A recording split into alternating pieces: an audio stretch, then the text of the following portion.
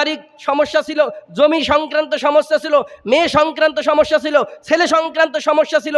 সেই সমস্যার জন্য গ্রামীণ নেতৃবর্গ ব্যক্তিবর্গকে ডেকে আপনি সমঝোতা করেছেন, সমাধান করেছেন। যখন এই নষ্ট হয়ে যাচ্ছে আপনার যুবক, আপনার কিশোর, তাদের যখন দেখলেন নষ্ট হয়ে যাচ্ছে, তখন আপনি আপনার সমাজের এই ভালো যাদেরকে দিয়ে বিচার করলে, যাদেরকে দিয়ে তাদেরকে ডাকলে তারা সঠিক পথে ফিরে আসবে, তাদেরকে ডেকে তাদের কাছে যেয়ে আদর করে মহব্বত করে ভালোবেসে তাদেরকে বুঝিয়ে ওই কাজ থেকে দূরে রাখা যায় না? কথা বলেন যাচ্ছেন। সন্তান জন্ম দিলেই পিতা হওয়া যায় না। সন্তান জন্ম দেওয়ার পরে আপনার আমার দায়িত্ব আছে। এই দায়িত্ব কর্তব্য সঠিকভাবে যথাযথভাবে পালন যদি না করেন, আল্লাহর দরবারে আপনার জবাবদিহি করতে হবে। আমি আপনাদের ছোট্ট একটি পরামর্শ দিতে চাই, আমি পরামর্শ নিতে চাই।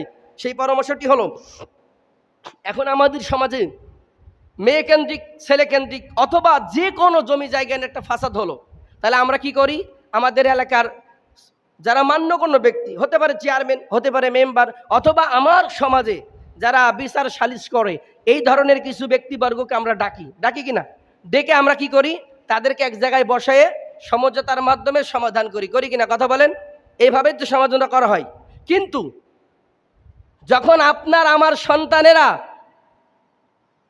রাত 12টা-1টা পর্যন্ত বিভিন্নভাবে সময় পার করছে, কাটাচ্ছে, তখন এই দৃশ্যগুলো কি কারোর চোখে পড়ে না?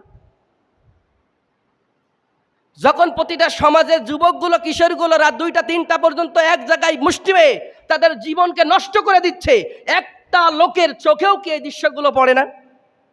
কথা বলেন, পড়ে না? যারা দেখেন তারা কি আপনার যখন পারি না? কথা বলেন, আপনার যায় কি না? সবাই কথা বলেন, যায়? আপনারা কি কথা বুঝতে পারছেন? তাহলে এই কাজগুলো আমাদের করতে হবে, এই কাজগুলো আমাদের করতে হবে, এই কাজগুলো আমাদেরকে করতে হবে, এই দায়িত্ব আমাদেরকে নিতে হবে। আপনি দায়িত্ব এড়ালেও আপনি দায়িত্ব এড়াতে পারবেন না। হয়তোবা দুনিয়াতে আপনার কেউ কিছু বলবে না, আখিরাতে আপনার ধরা খেতে হবে।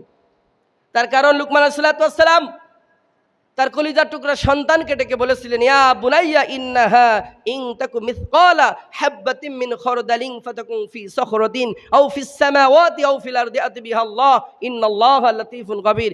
আমার কলিজার টুকরা সন্তান, শোনো, কোনো জিনিস যদি সরিষার দানা পরিমাণ হয় আর সেইটা যদি পাতালে থাকে, পাতের অভ্যন্তরে থাকে, ওই বিশাল আকাশে থাকে, তাও কাল কিয়ামতের ময়দানে আল্লাহ সুবহানাহু ওয়া তাআলা নিয়ে এসে হাজির করবে।